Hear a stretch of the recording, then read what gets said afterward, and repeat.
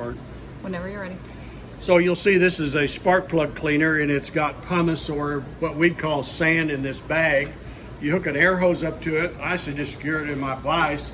Here's the button that you push to turn it on. And we want to clean the spark plug. So we're going to take that dirty spark plug that we just looked at, and we're going to stick it down in there and hold it down firmly with our finger.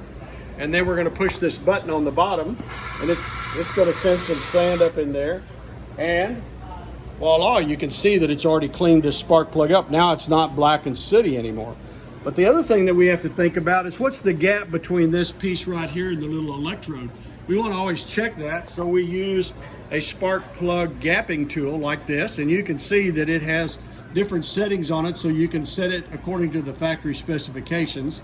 And you take it like this and you slip it in there and make sure that it's the correct gap, and then put it back in the truck. But if it's not the correct gap, you can do one of two things. You can widen it, or, and that's what this end is for right here, to stick over that. See how we bend it up? And then if we want to check it again, oh, I got it too wide. So what I do is I just give it a tap right like this until you get the exact rating right here, so it's exactly right. Clean it out, get that sand out of there, wash it out with some B12, and put it back in the truck.